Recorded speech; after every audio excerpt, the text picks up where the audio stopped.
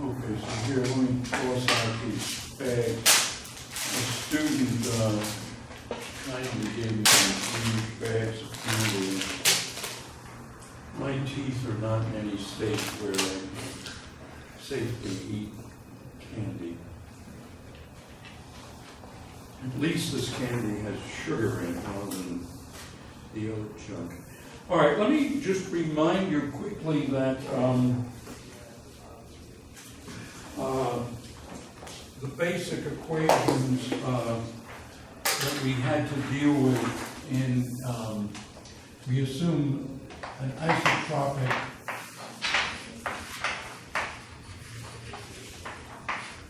and homogeneous universe, and so we have these are called Friedmann-Walker-Robinson equations, and one of them is A double dot over A. This is the scale factor, and it's minus 4 pi G over 3 times rho plus 3p. And so you see this combination, rho plus 3p, is basically what drives the acceleration of the expansion of the universe. And so now the way people used to look at it was, well, rho plus 3p has got to be positive so the universe expands and then contracts, and then people were worried, well, where are we on this, are we going to read in the magazine section of the New York Times that we're about to collapsing?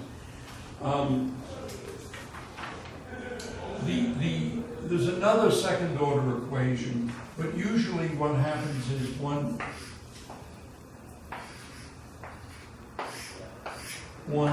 combines it with another equation so that you have these two equations. These are the most useful.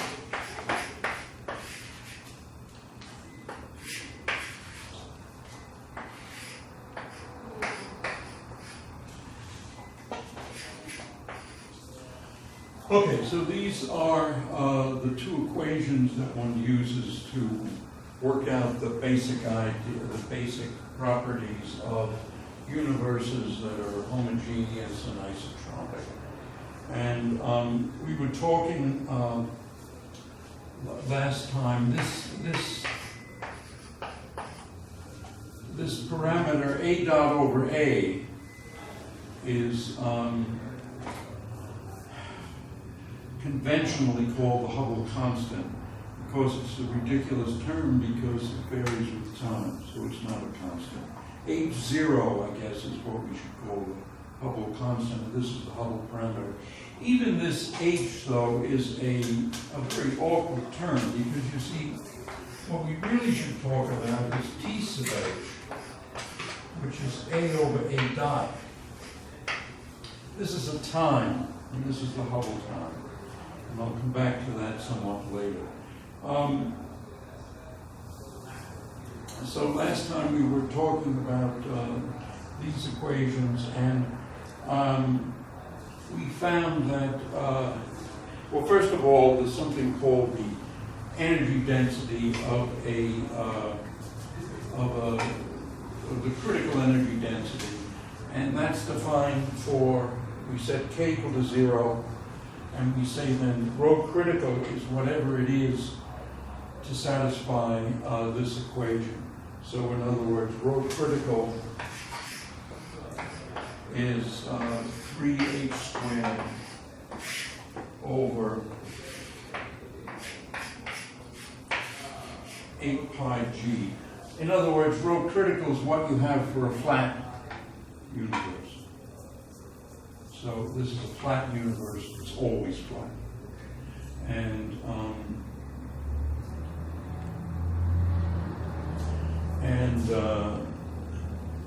so rho critical varies with the Hubble parameter, the square of the Hubble parameter.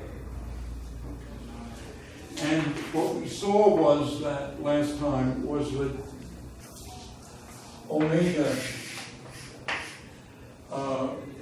could rewrite it as 1 plus k over AH squared.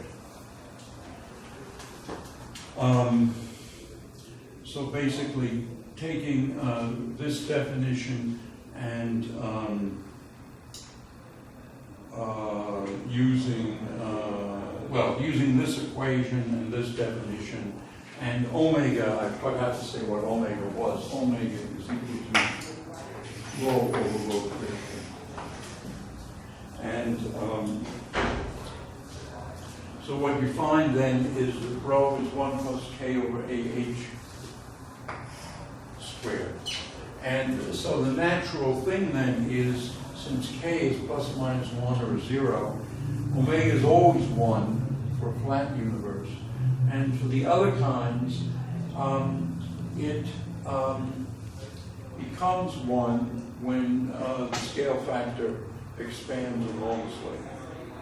And of course, the scale factor, well, the scale factor is pretty big. I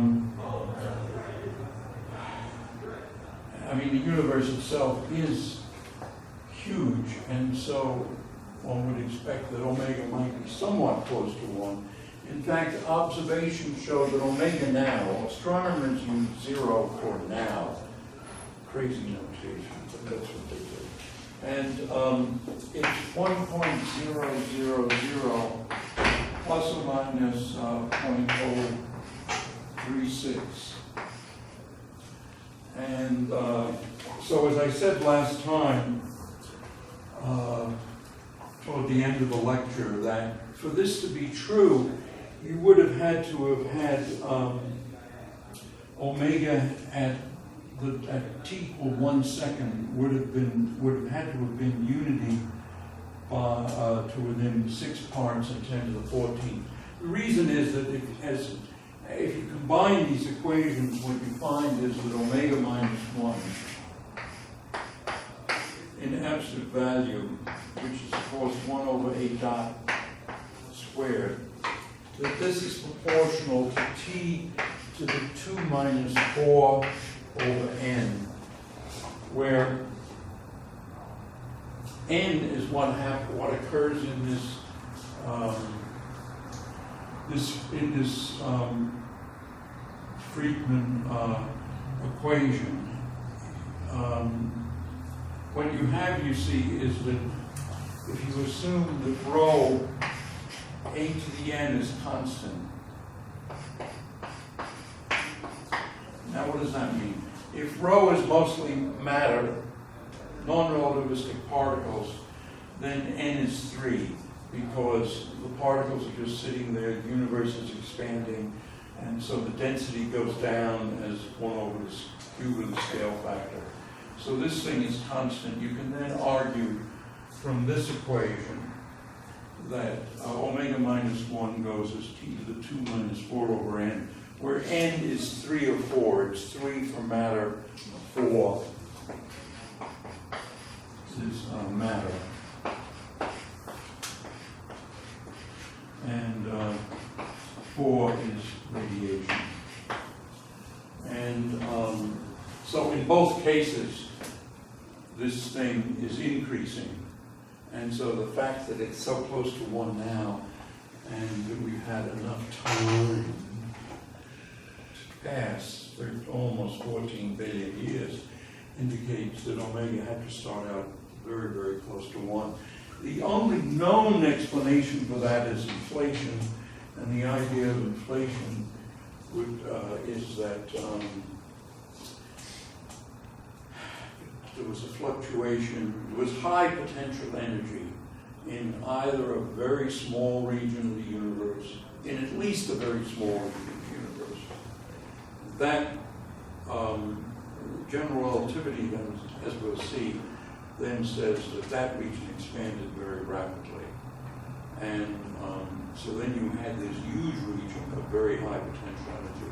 That potential energy then had the potential to convert into radiation. It did, and that was the Big Bang. picture.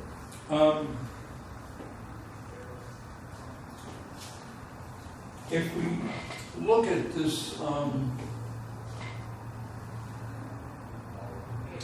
if we look at some of these equations, this says that a dot squared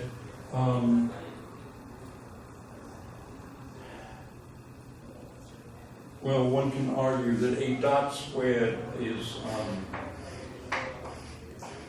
something that I call f squared over a to the n minus 2, coming from this equation, and what rho is. In other words, rho is a to the minus n.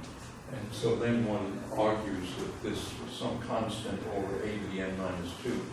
This means then that a dot squared typically goes down as a increases. And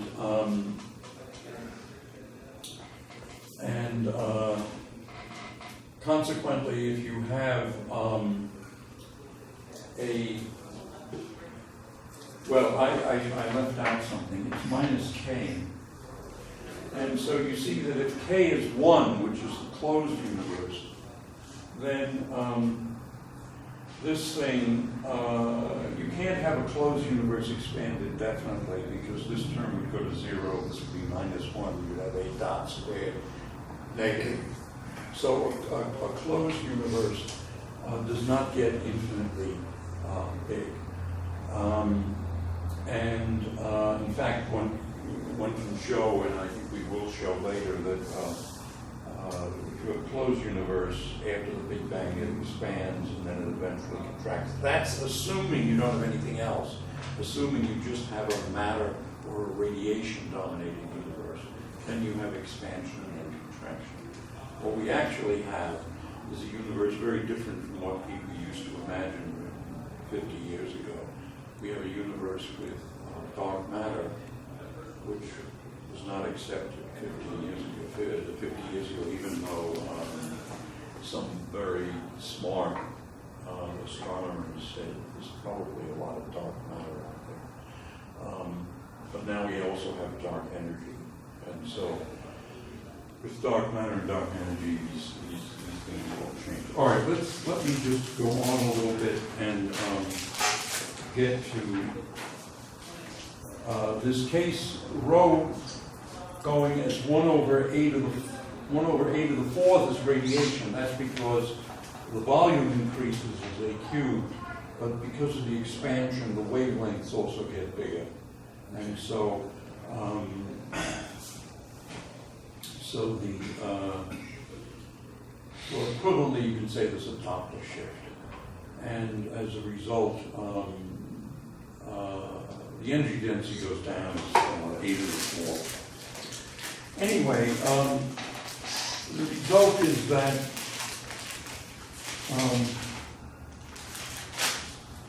if you have lambda of some photon that's emitted at some time t, then this lambda of t is going to be smaller than that. And in fact, this is going to be a of t0 divided by a of t. And so this is a bigger scale factor now than it was when the photon was emitted. And this is defined as z plus 1. I'm not quite sure why the astronomers added plus 1 there. It seems to me to make the equations needlessly. Well, maybe the idea is that then z turns out to be delta lambda over lambda, so I guess that's the reason. What you can then do is you can say, well, h is a dot over a, and so h is really being a dot over a, it's dA over a dt.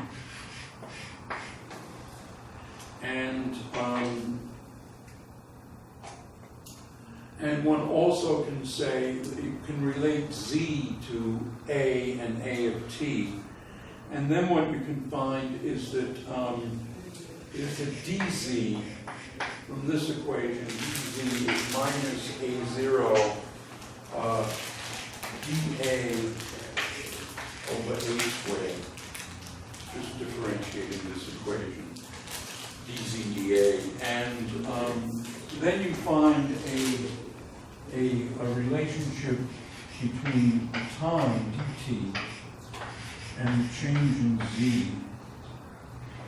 and it's a 1 plus z, and then you have h of z. So this gives you a relation, a way of integrating and finding out how the Hubble parameter, the z, I don't know what z is called, I guess it's just z.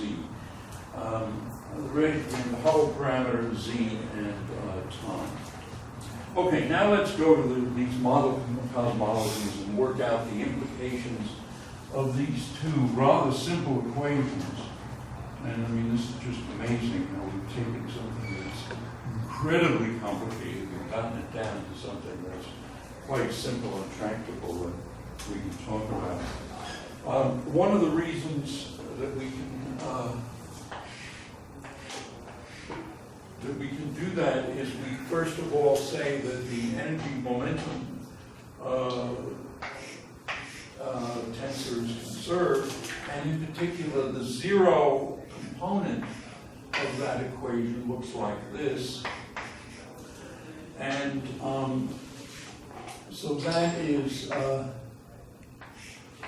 TA0 comma A plus we have to put in these Christoffel symbols, and we have AAC TC0 minus TAC gamma C 0A.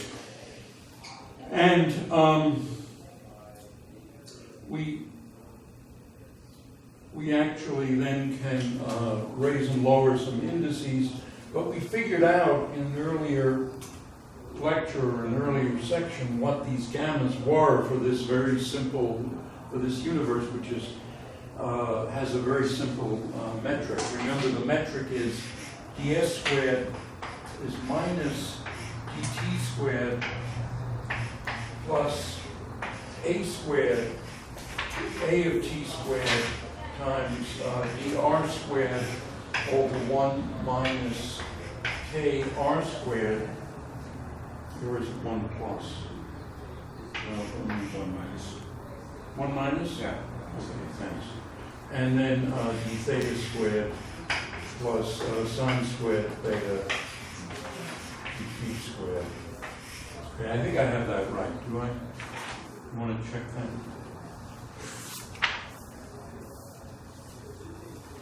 Or I can check it. Yeah, you want to throw an r squared in. Oh, there's an r squared here. Thank you. Yes, of course. And kind of, yeah, there you go. Yeah, obviously r squared. But other than that, it's okay. Yeah, I think so, yeah. And in particular, there's a minus 1 here. Right. Okay. Okay. Of course, the minus 1 does not mean that t is measured here in seconds. These are basically arbitrary coordinates that in particular were massaged to make k plus or minus 1 or 0.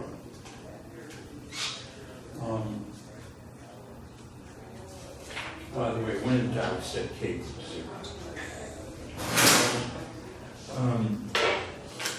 Okay, so if you put in these things that we calculated, what we get here is minus rho dot minus 3a dot over a times rho plus p.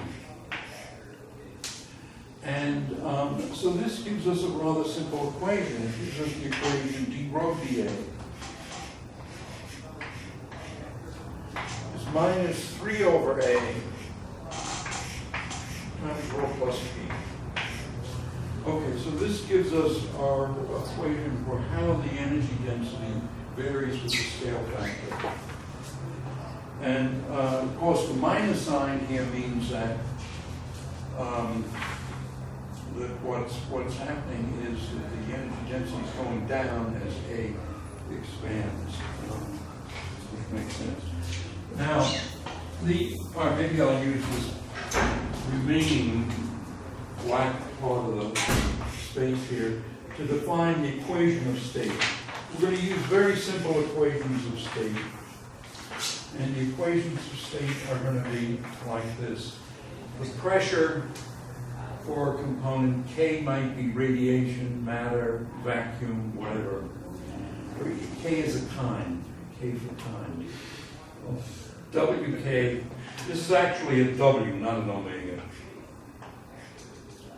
Rho of K. Okay. And here we get a sprig of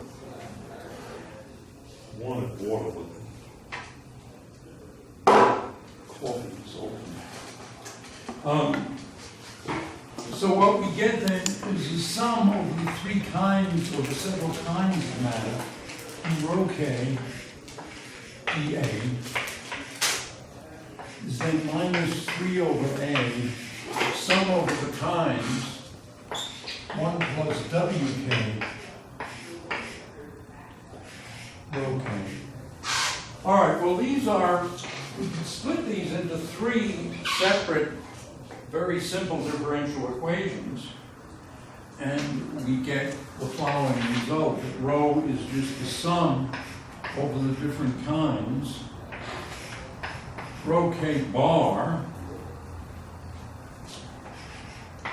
A bar over A, to the 3, 1 plus WK. And if we go to a simple cosmological, if we just pick one kind, then we just get rho bar, A bar over A to the 3, 1 plus W, whatever the W is for that kind. All right, so the first example is the most trivial example.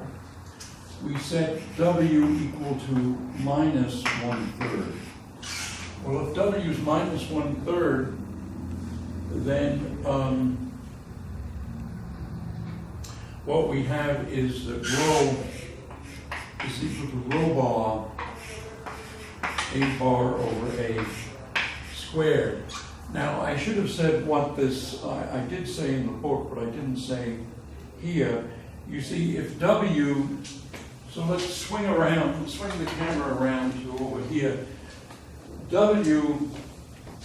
If W is minus 1/3, that means that rho is minus P over 3. No, P is, P is minus rho over 3. And so this thing cancels. So this is a universe with no acceleration. Okay. So in other words, there may be expansion, but it's constant expansion. In that case, of course, one of those equations, one of the Friedman equations, gives us A dot squared is 8 pi G over 3 rho bar A bar squared minus K, and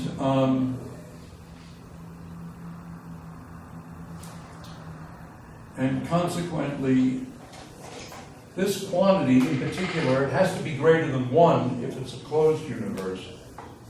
Otherwise you'd have A dot imaginary.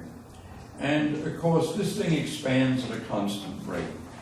And so we have just simply A of t is a certain square root of, well, 8 pi G over 3 rho bar A bar squared minus K to the 1/2 times T minus T0 plus A of T0. So during this period, the scale factor just expands in a very simple linear way.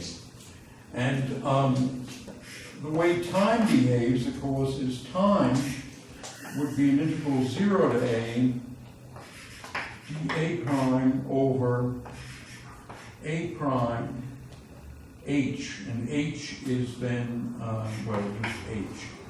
And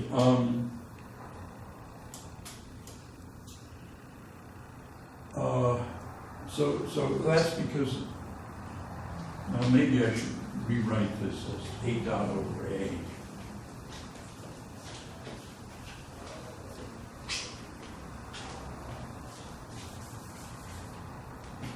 So this is a prime dot over a prime. And so if we had, so the a prime cancels. This is dA prime, which cancels dt, and this is just an integral of dt. And so what is that? So that's an integral 0 to a dA prime over a prime h.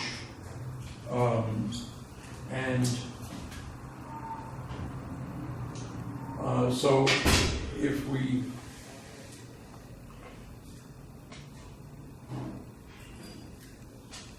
integrate that, the way I integrated it was just to say that this is 1 over AH, and I was thinking, well, yeah, that's right, A dot is constant, and so since A dot is constant, H is constant, and so this is just dt over t, which is just, somehow I wrote that as,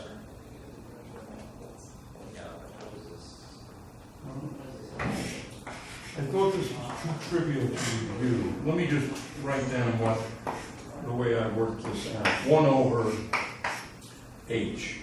And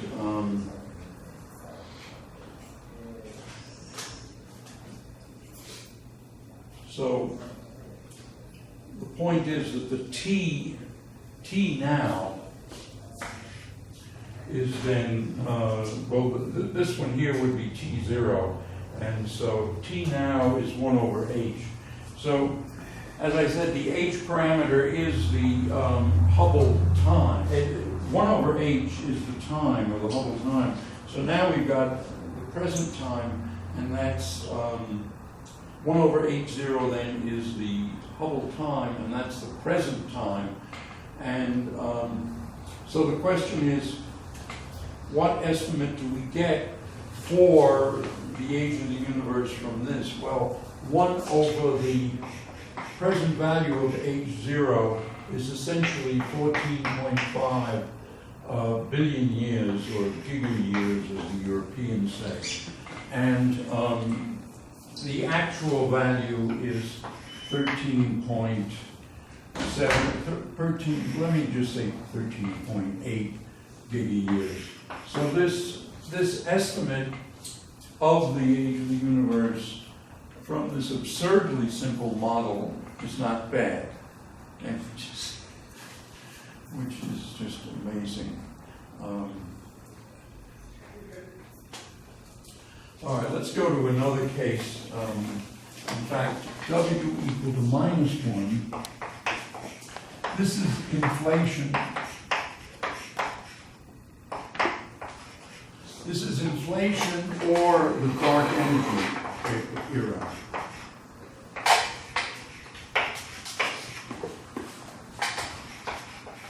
So these are both are possible interpretations. So in inflation, what we've got is that the potential energy, the total energy, is the energy density times the volume. And so the pressure, which is minus the derivative of the internal energy with respect to the volume, this is minus rho. The minus sign is in the thermodynamic law, and then you just differentiate u with respect to v, you just get rho. rho. And so then we put this into the second order Friedmann equation, which is A double dot over A. And this is minus 4 pi big G over 3, rho plus 3p. And now I forgot to say what W was. I did say W is equal to minus 1, and P is minus rho, so 3P is minus 3 rho, and so this is actually 8 pi big G rho over 3, and I'm going to call this just G squared because it's a constant. This rho is a constant in this particular case. And that's why this rule works. So the idea of a constant is that you have perhaps some scalar field that assumes some value that's not the minimum and stays there at that non-zero value during this era of inflation. And so in other words, this rho is constant, and this whole term then is constant, called V squared. You might say, why would a field stay at some crazy value where the potential energy is non-zero for more than an incredibly short time? The reason is that if the potential energy is non-zero, then there's something called gravitational friction, which we could derive, but not on the spur of the moment. And so it's the gravitational friction that would keep it there. Anyway, if we go to the simple case of a flat universe, then we can simply solve this equation, and what we get is that A of t is equal to A of 0 e to the gt, and so that's exponentially rapid expansion of the scale factor. And so that the idea is that during the period of inflation, which was very brief, this expansion was faster than the speed of light. Now, of course, what's expanding is space itself. It's not that any given particle is moving at the speed of light. The particles there aren't any particles. There may not be any particles at this time. It should just be all potential energy. But if there were particles, they'd just be sitting there fixed in this region in which space is expanding. And just as now, the universe is expanding, and it doesn't make us go any faster in the rest of this classroom.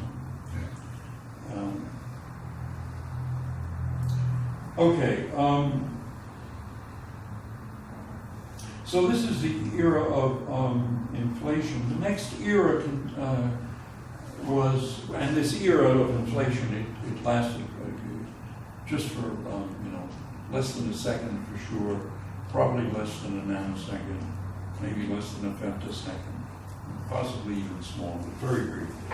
The next era is the era of radiation, and then we have W equal to 1/3. So this is radiation. And this lasted 50,000 years. So this is less than 1 nanosecond. This is about 50,000 years. The reason it was only 50,000 is that there was dark matter. And so the dark matter meant that the energy density of matter became greater than the energy density of radiation sooner than it would have if there weren't any dark matter. And so when I say energy of radiation, the era of radiation, what I mean is that the energy of the universe, the energy density of the universe was mostly radiation here. And throughout this whole discussion, when I speak of energy density, I'm talking about the energy density of matter and radiation and potential energy. In other words, the energy density of the non-gravitational fields. The energy density of the non-gravitational fields, of course, provides us with a gravitational field which has its own energy and typically is negative. So the total energy of the whole shebang is zero. Well, it could have been zero.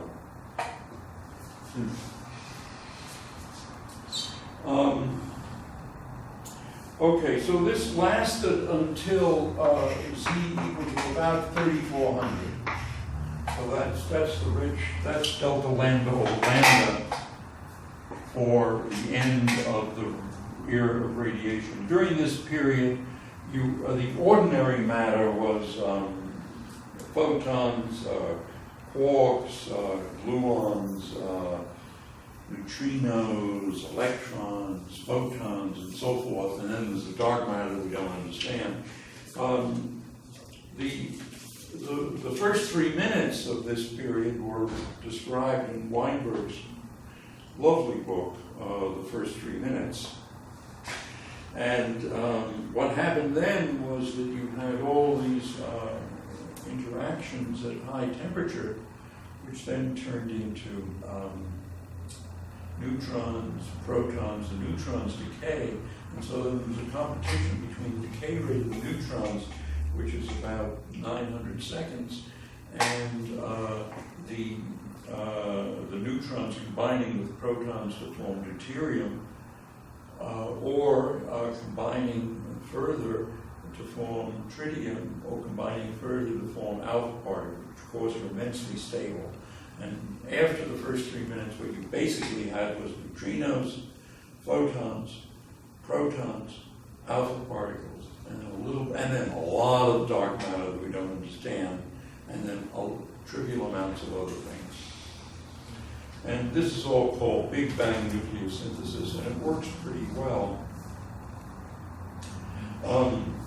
Let me say a little more about this. What one does is one takes advantage of the fact that the trace of the energy momentum tensor, in fact, is zero. This is detailed in the book. I'll just say that it's zero. And on the other hand, we know that the trace is 3p minus rho. That was an earlier equation, 4.17. And consequently, we see that p is rho over 3. And so W is 1/3. That's why W is 1/3. And since W is 1/3, we put it into that equation over there. Where is it? Yes, that rho would be, rho then is a constant, but 1 over, well, it's rho bar, A bar over A, raised to the power 3, 1 plus W, so it's 1 plus 1/3. So this is 4/3, and so this is 4, so this is A bar over A to the 4th. Well, we could have guessed that immediately from just saying that it has to go down as 1 over A cubed, but it goes down as an extra factor of A because the wavelengths increase. So then the Friedmann equations, since rho goes as 1 over A squared, the Friedmann equations are, well, the simpler one is the first order equation. And the first order equation is just A dot squared plus K is equal to what I'll call F squared over a squared, where f is 8 pi g rho a to the 4th over 3. And since rho goes as 1 over a to the 4th, it's a constant. So this is the equation. And if we set k equals 0, this is a very simple equation to integrate, and what we get is a of t. So this is the flat universe case. It's 2ft. It's just simply a square root of 2ft, assuming that a of 0 is 0. And so the scale factor rises as t to the 1/2. For k not equal to 0, it's also more or less t to the 1/2. And I think that pretty much we can consider, for the purposes of this seminar, we can just use the flat universe calculations, which are somewhat simpler. Okay, well before we go on, let me just add some new material that I mistakenly put this in the wrong place in the notes here. Let me just quote some things from Weinberg's recent book on cosmology. I think it was 2010. I guess that's no longer quite so recent. But anyway, let me also get a drink of water. So during this time of the first 50,000 years, the temperature course was very, very high, and what we had was, of course, rho a to the 4th was essentially t to the 4th, a to the 4th. And so what we can say is that the temperature at time t, went as 1 over the scale factor at time t, and the scale factor at time t went roughly as 1 over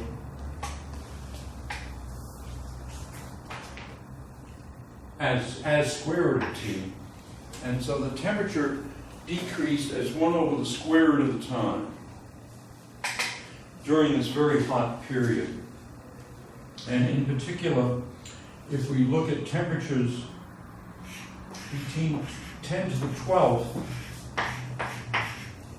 and 10 to the 10th Kelvin, then during this period, and these are temperatures such that the m muon c squared is bigger than kT, bigger than m electron c squared. So this is a period where you couldn't pair produce muons very easily anymore, but you could easily pair produce electrons. During this period, the time-temperature relation, so time is 1 over temperature squared is another way of writing this.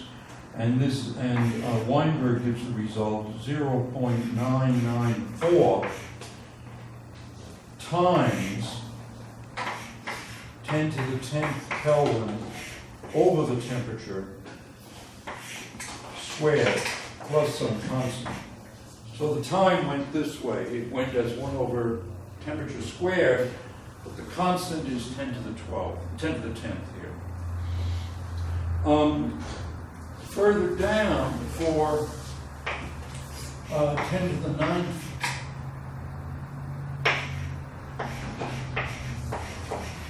between 10 to the 9th and 10 to the 6th, it's slightly different but quite similar. Namely, it's 1.78. Oh, I should have said what this is. These are seconds. 1.78 seconds, again times 10 to the 10th over t squared plus another constant. So that shows you roughly what we're talking about here. 1 second times this thing and 2 seconds essentially times that. So that's the way the times and time-temperature relation during this era of radiation. Now, of course, the era of matter started at about 50,000 years after the Big Bang. And so now I'm going to assume that all we have is matter and we can forget the radiation. And in fact, this era of matter started at the temperatures of about 9,400 Kelvin. So we're way down from 10 to the 6th. We're down by a factor of 100, essentially, because that's 10,000. And KT is 0.81 EV. And so that's sort of the energy of a red photon or maybe an infrared photon. I don't know where the boundary is, but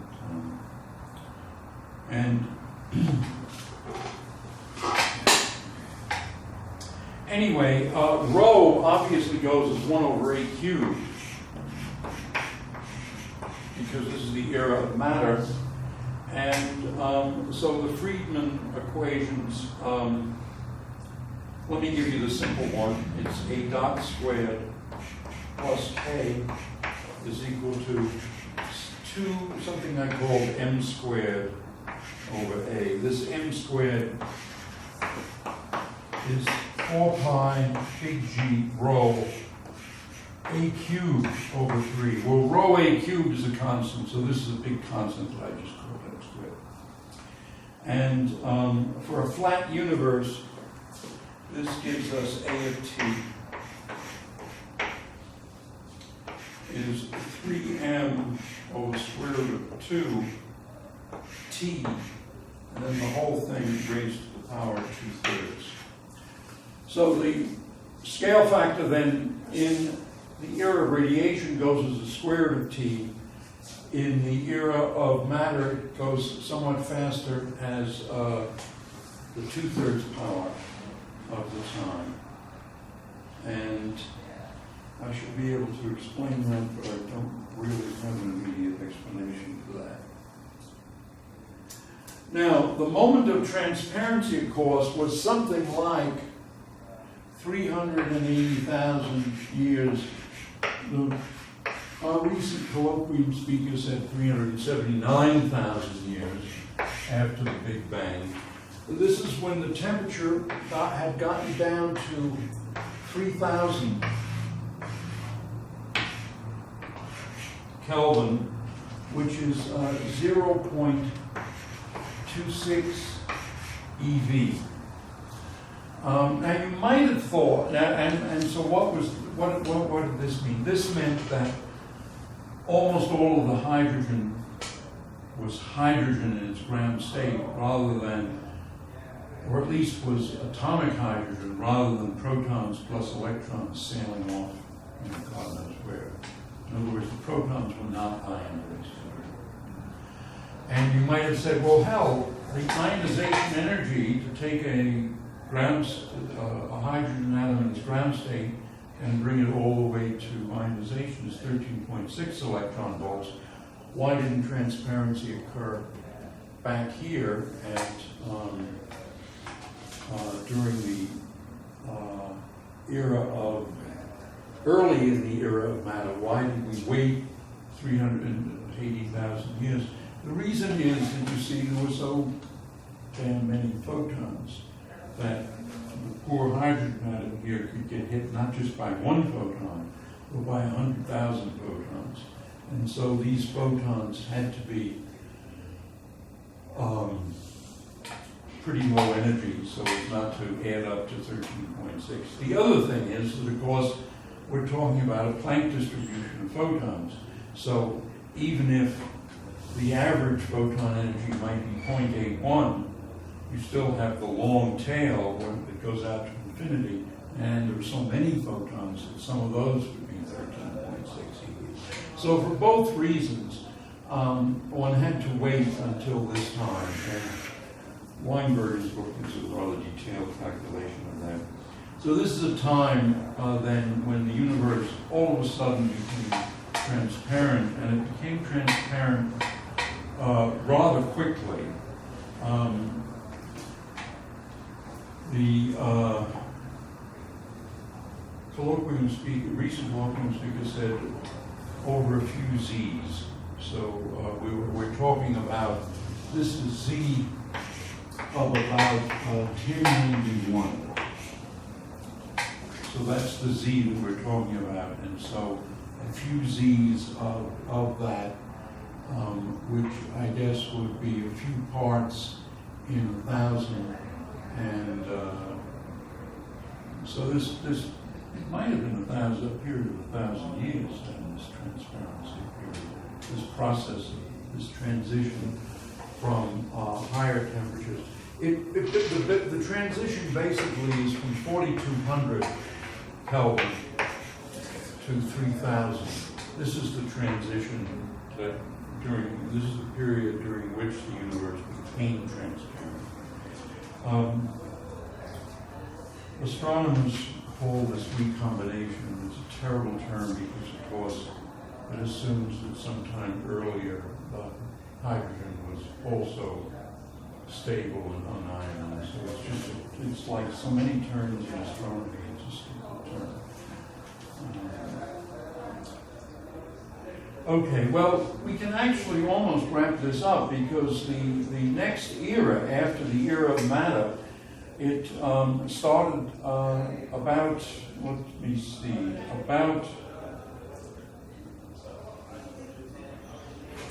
it was 10.3 billion years after inflation, or after the Big Bang, that the era of inflation, the second era of dark energy started.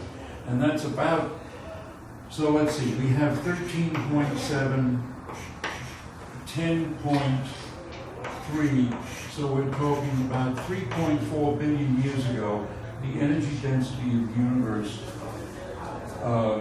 the major component in the energy density of the universe became potential energy of some kind we don't understand, and we call dark energy. It became higher than the energy density of matter, because, of course, the energy density of matter is going down, it's 1 over a cubed. We're in this era of matter, so it goes down to 1 over a cubed. So if the potential energy density of dark energy is not 0, then at some point it's going to win. And that time was about 3.4 billion years ago. And in that time, the universe has been expanding again. And the expansion, of course, is just the same as this equation here. In other words, it's exponential expansion. The difference is that the G here during inflation was huge, and the G now is very much smaller. It's essentially that A goes as A e to the T minus T0, T0 being 10.3 billion years. But it's then this factor, square root of A pi G of G.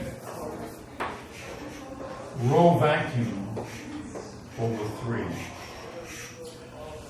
So first of all, big G is very small, and rho vacuum is pretty small, but it's not really zip. It's rho vacuum